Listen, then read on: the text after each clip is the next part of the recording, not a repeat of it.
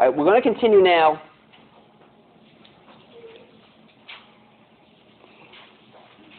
with our trading triad. In our last session, we focused on the candle lines, and we will continue to do that for the first part of this session. And then we're going to address Western technicals, and then finally capital preservation. And what I'd like to do is kind of just very, very briefly go over the power of the individual candle lines for those who did not have were not here during the earlier session. And what I want to show here, coincidentally, this is IBM. Somebody asked for a current chart of IBM. But this is IBM going back a few years ago. And what I wanted to kind of use this for is review the power of the individual candle lines, what we touched on before, to show how the individual candle lines help call a low in IBM.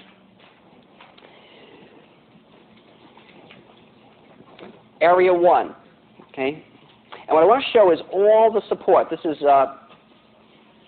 between 20.5 and 20.25. Candle line 1 is a long lower shadow. Now remember, one session's long lower shadow doesn't turn us from bearish to bullish by any means. But look at what happened over here in the blue circle. It's tending to confirm that long lower shadow. Look at candle line 2. Long white real body, opened on the low, closed on the high. By the way, if the candle doesn't have an upper shadow, it's called a shaven head. Okay. The really interesting thing in this chart in was area 3. As IBM was descending, what was happening to the real bodies? See that? Smaller. And this is very unusual. They went up as doji. This is so classic. The real bodies were getting tinier and tinier. And what was that showing us about the bear's influence in the market as IBM was getting near support? So it was weakening. Okay. And then we had a rally. Okay, the middle of the white real body actually was for support. But what was wonderful about this, and I actually bought IBM down there. Of course, the reason I'm not a professional trader is because I would run with profits. I do all, I got IBM, whatever it was. Back then it was 40 because it was split adjusted, and I got it at like 80. I was thrilled. I doubled my money. Meanwhile, it goes up and up. But what was nice about this is it was such a tight stop. If IBM closed under 20.25, say we're wrong. So I risk what, $1 or $2? That's my type of trade.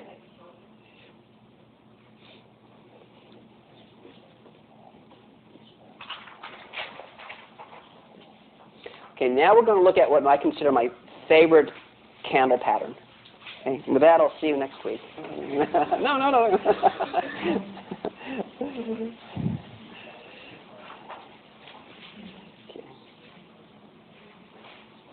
Okay, and we've touched on this before. Okay, we didn't call it this. Windows. Okay. A window is the same as a gap in Western technicals.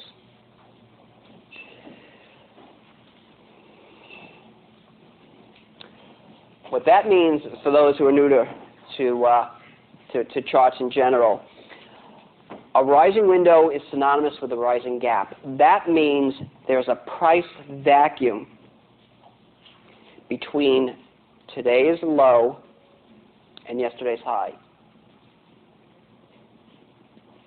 It's not just the real bodies aren't touching, the shadows are not overlapping. So this is a rising window. A rising window is a potentially bullish signal.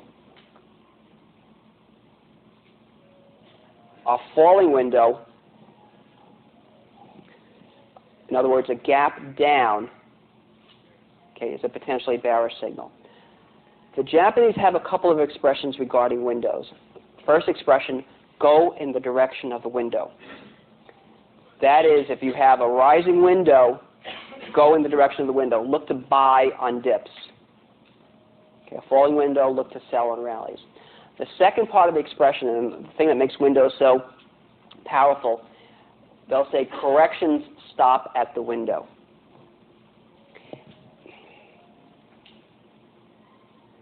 And what that means is that a rising window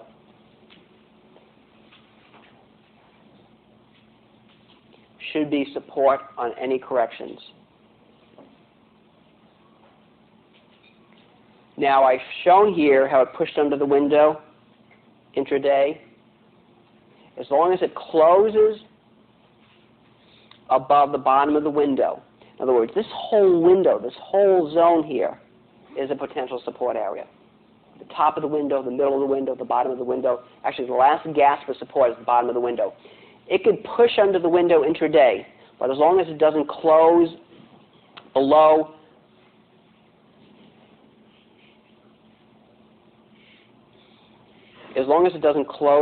here, okay, that window is considered valid support. It moved under it intraday. What did I do here? So this, right? It mustn't close below the bottom part of the window. Okay. Moved under it intraday, but as long as it doesn't close below it. Same thing with a falling window, but obviously the flip side. This whole window is resistance. You know, it may not even bounce to the window, but if it does get to the window, that zone of resistance is the window. And windows are very effective. So it could be any amount of sessions. We're going to look at a lot. The question was only within 3 sessions. We need 2 sessions to make a window, right? Because you need a gap. But we're going to look at a couple of charts to show you some real-world examples of windows. Windows are good in charts that, as I would say, you don't have as many windows as a house. You know, if you have a chart that's gapping every other day, you know, if anybody tracks maybe some ADRs or intraday charts, if you're gapping every other session, when I say gaps in windows, they're synonymous. If you have a window every other session, they don't mean as much. The windows are one of the few continuation patterns. We've seen before all the signals, candlestick signals were reversal signals. Okay, just remember, this is a continuation signal. The market is moving up. You have a gap higher, the market should continue higher. And so this is a bullish signal. It's one of the few signals that are not turning signals. It's a continuation signal. This, sometimes it can be a little confusing, you know, when we focus on the candles between a window and not a window. Look at these 2 sessions, this session and that session. Some may think it's a window because the real bodies don't touch, but you can see it's not a window because the low is overlapping the prior day's highs. Everybody see that? All right. Because, you know, as we look at candles, you may look at so many charts, you don't see some real bodies touching and you say, hey, it's a window. That's the only challenge some people have with the windows. Remember, it's the shadows. It's not the real bodies. The shadows can't overlap. It's the same as a gap for those who use bar charts. And I was in England recently, in London. And in London, you know, when you're on the trains, what do they call them there? The underground, you know, between the train and the platform, they call it the gap. And they have a sign there. And this is a good way to remind. Okay. Mind the gap. They're all over the trains. You know, when you see a gap, i.e. a window, really pay attention to it. It can be a really good tool. When I was at Merrill Lynch giving trade recommendations on the Squawk Box, I was looking for windows and gaps so often they nicknamed me the gapologist. And I gave a couple of seminars at the World Bank in Washington, D.C., and during one of the seminars, one of the French traders there, he worked in France and a Japanese bank in France, and I was telling him how powerful the windows are, and he says now he knows why when he was working at the Japanese bank in France, that the Japanese always used to look for gaps. I told him, I'm glad you said that to me because this is something I found from my own experience, nothing from the literature, nothing from speaking to other Japanese traders. It's using, you know, the candles for the last 15 years. So let's look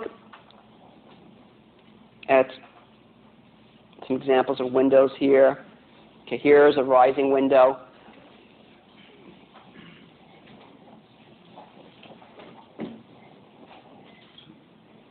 And by the way, I'm sure you noted the page numbers in this session are the same. The only difference is they're circled. So just FYI, the numbers are circled. So a rising window, this zone,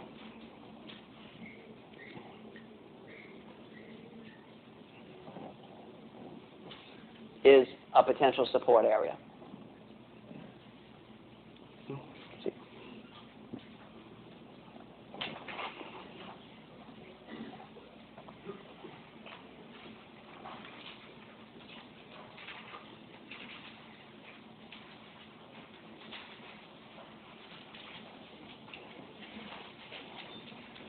Here's a falling window. Okay, so a falling window equals a gap down. Same thing. Okay, it's chart 5. Okay, and we can see how the window became resistance. In fact, what do we have here?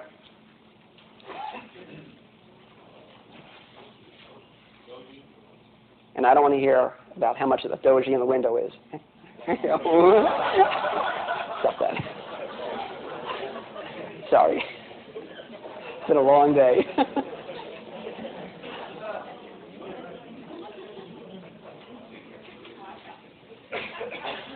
But the doji is confirming the window's resistance area.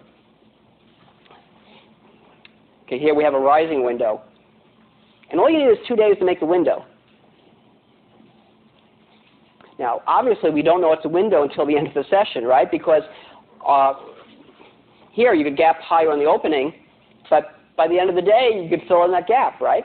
So we really have to wait for the close. So the rising window becomes support, a falling window becomes resistance.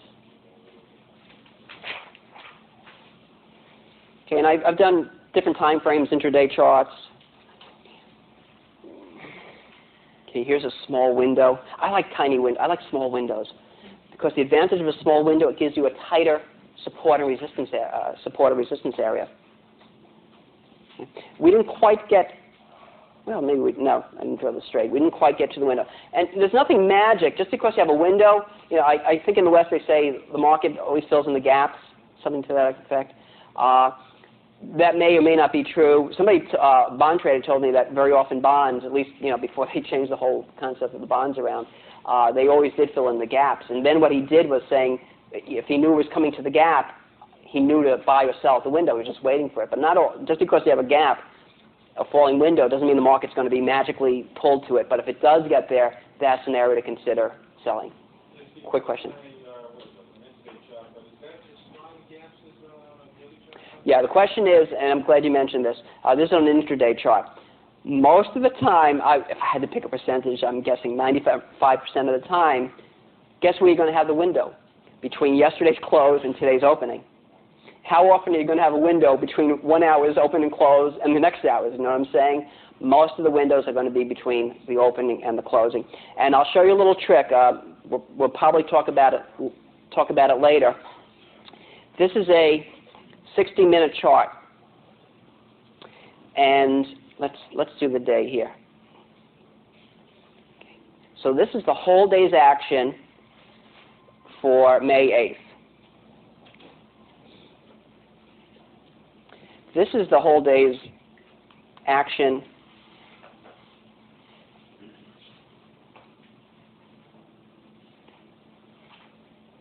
for May 5th. Now, it did overlap. What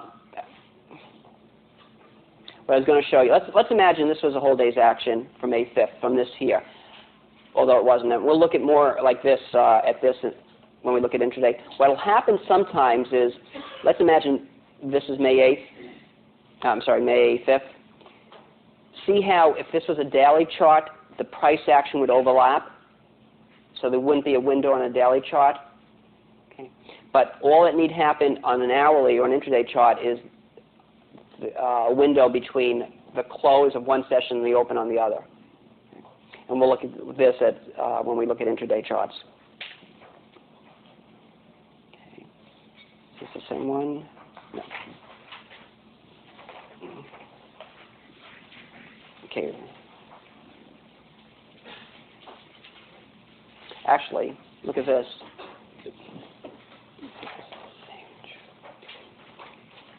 Did we miss one here? Okay.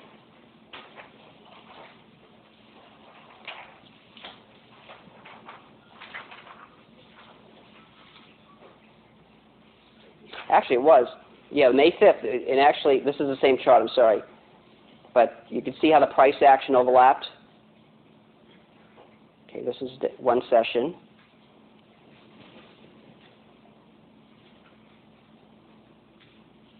Okay, and this is another session. So the low on May 5th. Okay, everybody see that? The low on May 5th was here. And the high on the next day was over here. So if this was a daily chart, could you see why there would be no gap? But look at the hourly chart, if you can see it through this mess. See the window? This is going to give you a signal that people who just look at daily charts won't get. A signal. This will give you a signal, an intraday, that people on the daily chart won't get.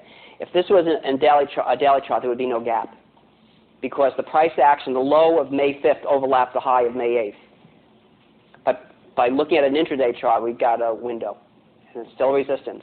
You know, whether it's a window on an intraday or a daily chart. It's pre-market in that or market in that? I'm sorry, sir? Pre-market in or No. The question was, is pre-market in this? No. So here's a 5-minute chart.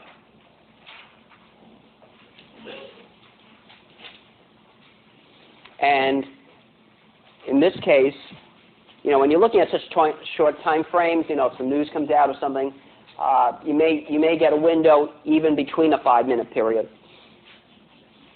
But most of the time, it's going to be, here's the close. Okay, that's the close of one day, and the first trade on March 1st was over here. Not the first trade, the first candle.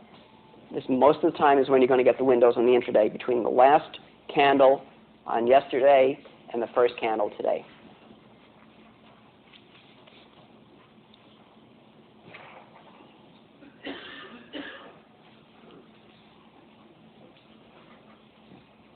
Okay, here's a high wave.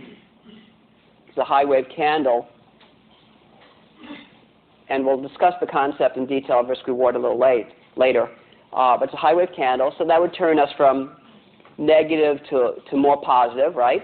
Remember the high wave candle. It's also a hotomy, small real body, big real body. The challenge, the problem we have is if we're buying it, where's our first resistance area? The window. See that? So it may not be an attractive buy. Always think of what the profit potential is. Where is your first resistance, even if you're getting a turning signal, like this high wave candle. And essentially, you know, we were in a trading range defined by the window and the high wave candle.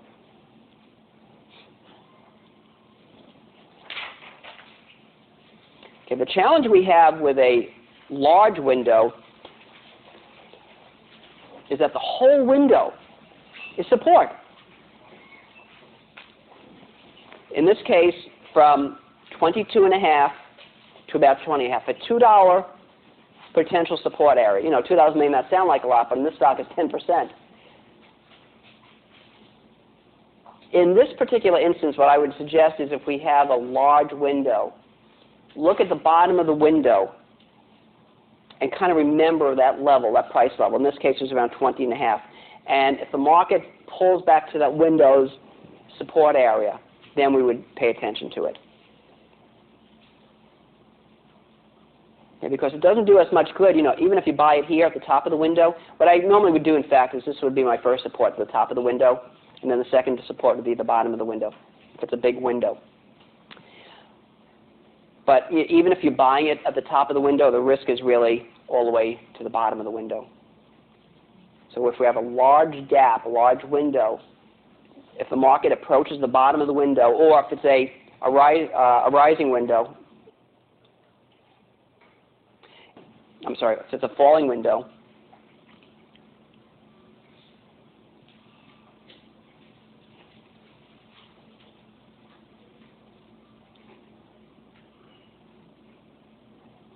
okay, a falling window over here, this is the critical area at the blue arrow.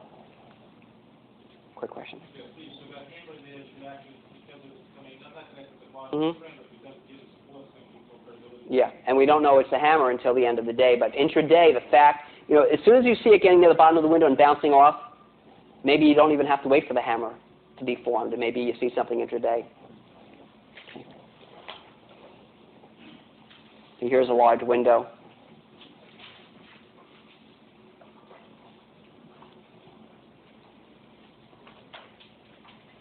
Okay, and so a couple of shooting stars. But as long as you can see how it pushed above the window intraday, as long as it doesn't close above it, that window is still valid. And of course, there are going to be many times where the window doesn't hold a support or resistance. There's nothing omnipotent about a window. It's not going to always stop all rallies or all declines. Here's a small window I showed here. I like these. I like these small windows. See the blue circle? And I don't know if we quite got down there. Yeah, we might have. But as the market was descending here, as we're getting near the window, you see the real bodies. What was happening to those real bodies? Yeah, getting smaller and smaller.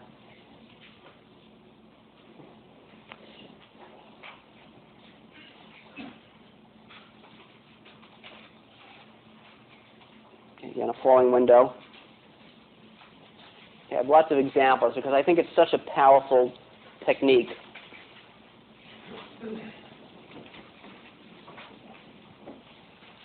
Now, in the West, there's a technique called a breakaway gap. And what that means is that it's a gap away from support or resistance. So in this case, there's resistance here, and the market gapped away, a breakaway gap. Now what we do is we shift into our candlestick mode, because the breakaway gap is usually quite significant. Now we shift to our candlesticks. We have a breakaway gap, in other words, a rising window. What should be support now? That window. And those are usually good support areas because what's happening with the window is that the popularity, the Japanese will say the popularity of the market is one-sided if you're gapping higher. Same thing here. See resistance at the red line. We gapped above it. That gap should be support. Long black real body, bad news, and see what happened in the next session. Okay, the doji, right near the window support.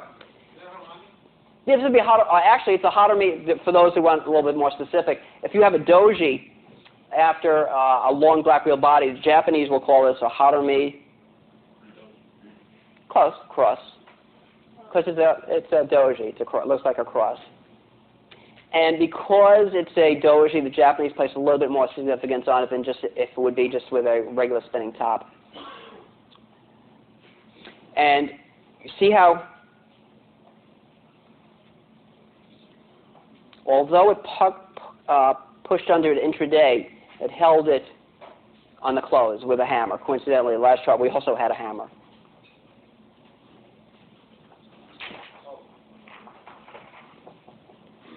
Okay, another window. Again, another doji. Now, although this doji made a new high close for the move, and we normally would wait for bearish confirmation, which I would still suggest doing, the fact that this doji was right near the window's resistance was a visual sign that supply was absorbing demand right at an expected resistance area.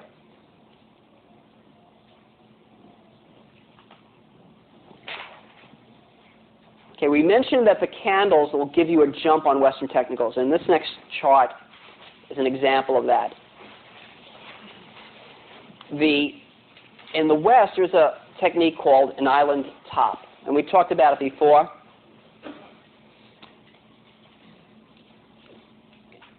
Okay, and that's when the market gaps up and then gaps down.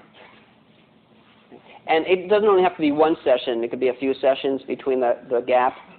Now, this is an island top in Western technicals. With the island top, if we're looking at this, if this was just a bar chart, The resistance area with the island top, not surprisingly, is the high of the island top. But now that we're all experts in candles, once the market gaps down, where's our first resistance?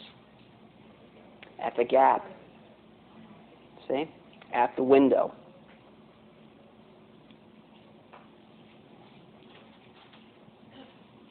So certainly the high of the island top is a potential resistance area, but we want those early signals. We want to get signals before the competition.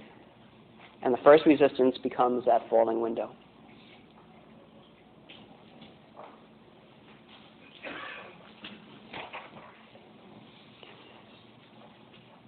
So we focused on candles for the all the prior session in this part. Now what we're going to look at is the second leg of the trading triad, the Western technicals. Okay. Candles serve to enhance and complement Western technicals. They don't replace them. What the Japanese do is they know all the Western technical methods, and what they do is they use Western technicals and candles. Okay. Up until recently, we've only been using half that equation. We've only been using Western technicals. Now it's our turn to combine the best of the East and the West. And what we'll look at now is ways to do that. We know the Japanese are very famous for copying. They all know all the Western methods.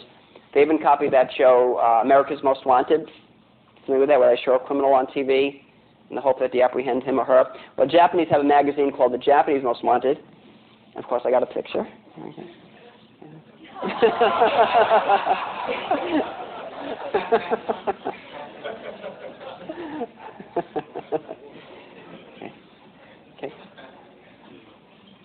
The Japanese are very interested in what I'm doing here. And it doesn't say kill, get ninja, kill, listen. Dead alive, right. This is in all the post office in Japan. Essentially, the tone of the article is we Japanese have to buckle down and not have an American teach us about our own trading techniques.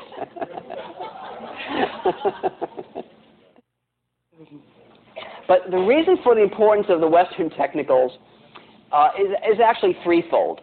Firstly, as I alluded to before, they optimize and confirm candles. If one reinforces the other, we become more aggressive on the trade. The Japanese say, he whose ranks are united in purpose will be victorious.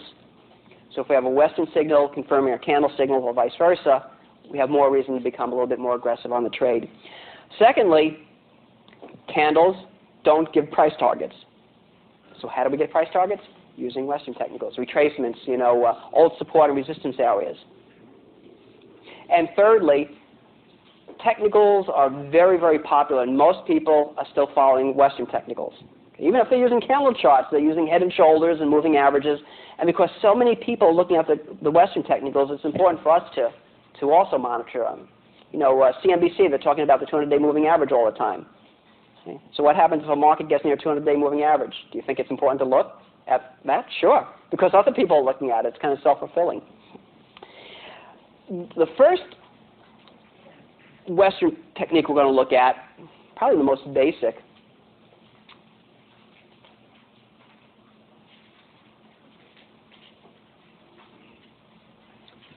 are trend lines. But I'm going to show you how I put a little different slant on this. The typical rising support line looks like this, connecting higher lows. Okay. Normally we want to see at least 3 lows tested, because if you connect any 2 lows, you can make a trend line anywhere. So normally we want to see at least 3 lows tested. A falling resistance line is this. Okay, you're connecting lower highs. One of the things I will tend to do is, especially if a market's making uncharted lows or highs, is connect, instead of having higher lows to make a rising support line, connect lower lows. Okay? So what we're doing here is we have a low here and a low here. And once the market breaks under that red line, let's say we're in uncharted territory, where's the next support? What we could do is extrapolate, extend this line, and that gives us a potential support area. Okay, it's still bearish. In fact, I think point and figure traders use this, and I think they call this a bearish support line. It's still a negative signal because the market's still moving down, but at least we get an area where we could see a bounce. Same concept here. Here, instead of connecting lower highs, we're connecting higher highs. Okay, this is a bullish resistance line.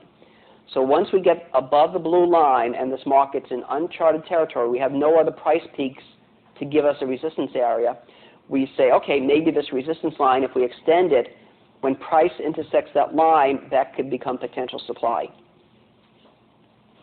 So let's look at some examples.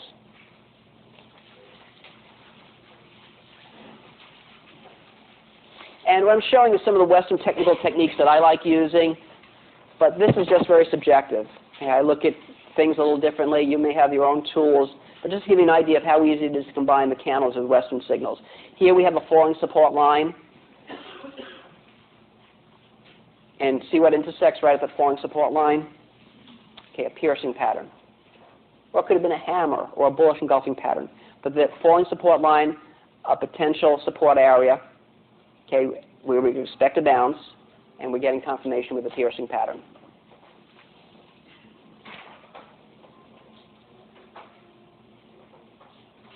Okay, a rising resistance line. Okay, so what we do is connect these points here. Little supply over here with a shooting star.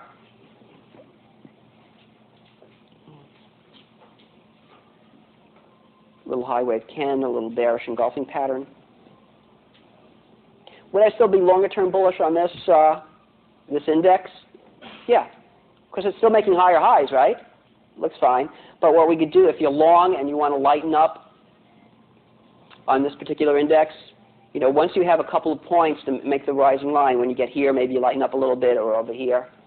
Or if you're looking to buy, you know, let the market fail from this line and buy on dips.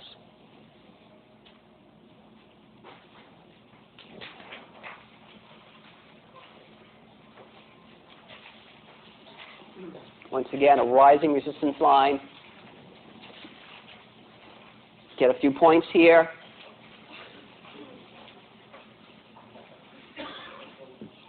And what confirmation did we get? Obviously, right there, a bearish engulfing pattern. Okay, and you know, based on this, you know, this to me would turn the trend from up to neutral in the bearish engulfing pattern. You know, a little surprised at this decline because the trend was still pretty much higher. You know, maybe once we broke under the bottom end of the bull channel over there is when we got, you know, an outright bearish signal.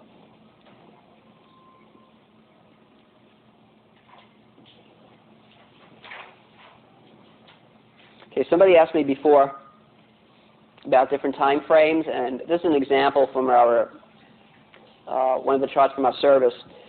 There's a weekly chart over here to your left, to your right, and this is a daily chart. Now, notice the weekly chart. What I did was I made a rising resistance line on the weekly chart. And you see how it intersected right around 36.5, 36.75. So I say, okay, based on the weekly rising resistance line, we might have some resistance here. And then what I do is shift to the time frame I'm actually trading with or looking at to put on a trade or for for the advisory service. And look what we're getting on the daily portion, okay, right around 36.5.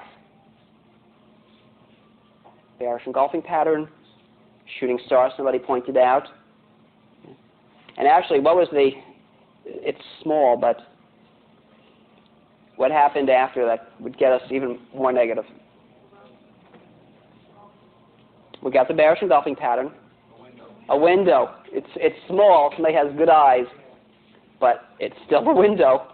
Even if it's a teeny or an eighth, a window is a window is a window. So a little window here. Once you gap down, it confirmed the bearish outlook, and of course the window becomes our first resistance. So as a general rule, if you're looking at an intraday chart, what I suggest is go with a time frame of a higher degree. to get a longer-term perspective on the market.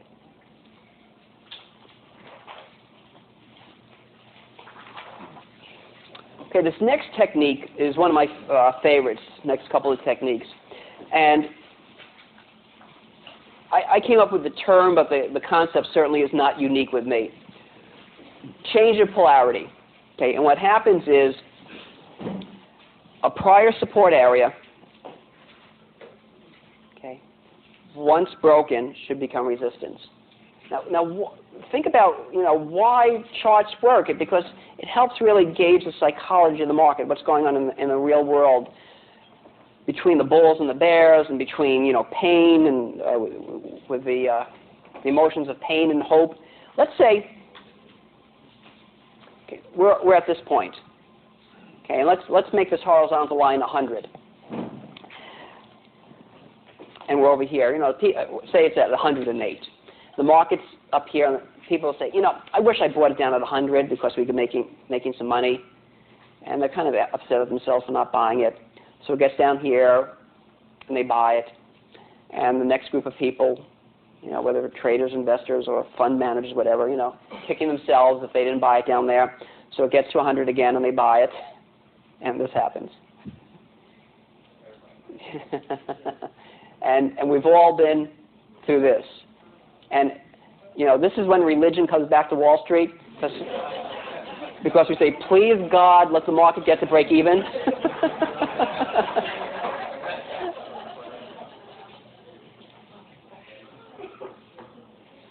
Because all the buyers here are in pain, and what would they be thrilled to do? Get out at even, right? We've all been through this, as I said. So the buyers here become what here? Potential sellers. So old support, once broken, should become resistance. Old resistance should become a support area. And it's such a simple technique, but it's really so powerful, and it works very, very well.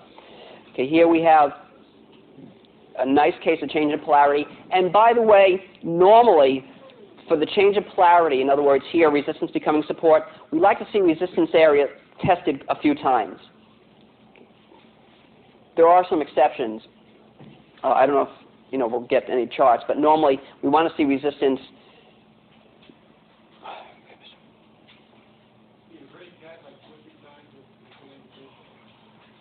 I'm sorry, what's that? It's tested. The more often it's tested, the more it should be a support area. The question is, is there any number of times? It should be at least 3 times, ideally. The exception would be is if you make an all-time high, you pull back and then you exceed that high. That old all-time high should be support, even if it's only 1 time. So here we have resistance, resistance, resistance, closed above resistance. Okay. Now we know that this old resistance becomes potential support. Now we're pulling back to the support area, but doesn't it feel strongly bearish? Look at those black real bodies. It's like I call it the falling anvil formation. Come from the new term. Or the falling daggers or something. So although when you have potential support, you change in polarity, no turning signals. Something different? Small real body. Okay. So now we're getting first tentative signs of the change of polarity. Old resistance becoming new support as holding.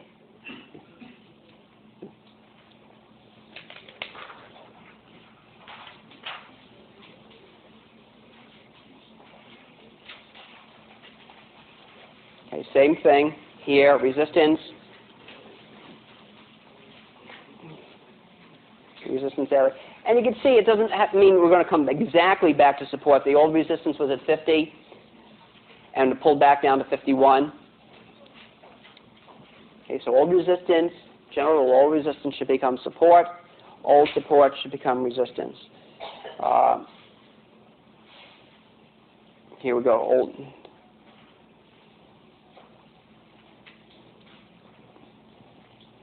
And what you can see what I've done here is it doesn't have to be an exact price level. It could be a zone. So here we had some support, a little support zone.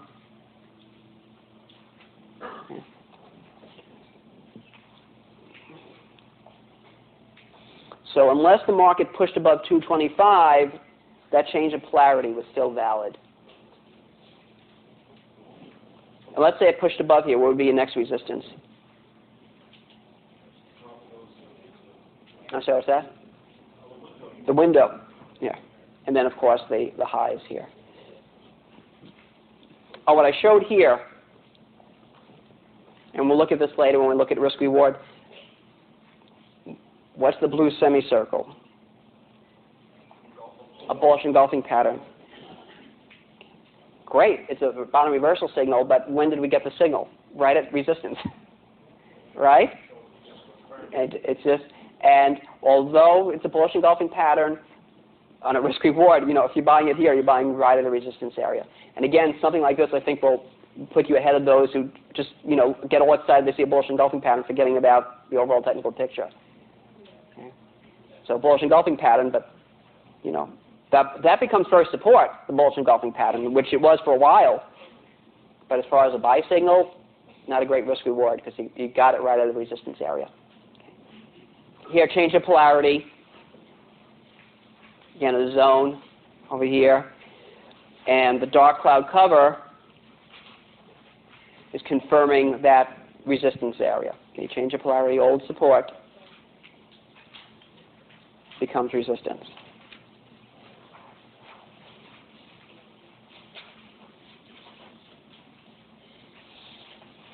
Okay, now here, we have the change of polarity. I'd probably make it like this. And this happens to be, nat gas, right around 270, 275. And what we could do is, we know there's potential resistance there from the change of polarity. So we could see during the day it stalled, but what we could do is actually shift to an intraday mode to see if we get a turning signal without having to wait to the end of the day. So we know, based on the change of polarity, which becomes, in effect, once we close under it, there's no change of polarity until you break support.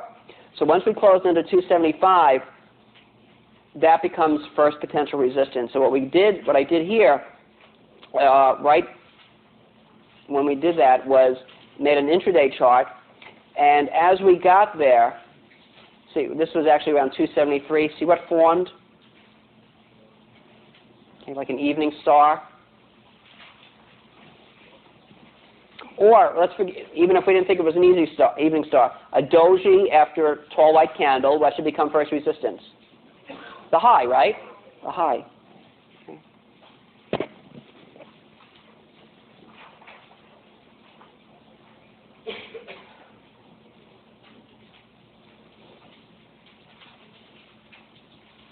Okay, this one's interesting. Here we have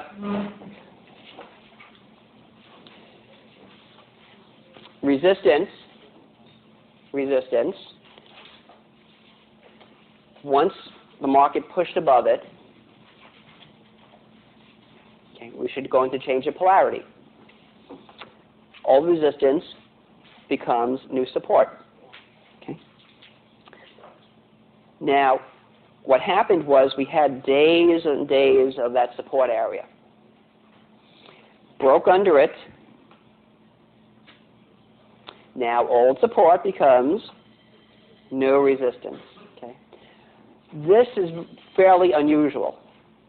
Okay. Normally what will happen is if you have a support area, you only hold it for one time before you bounce. If that's the case, then I would not use the change of polarity. Do you see what I'm talking about? If you only tested support once, and then you moved up and then broke it, I wouldn't use the change of polarity. But because this was support tested many, many times, then I would say support becomes resistance. Okay. There's a falling window over here.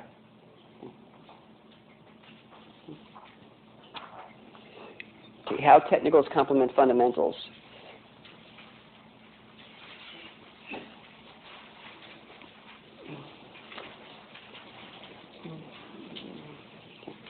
This stock, GM, I was negative on it because of this.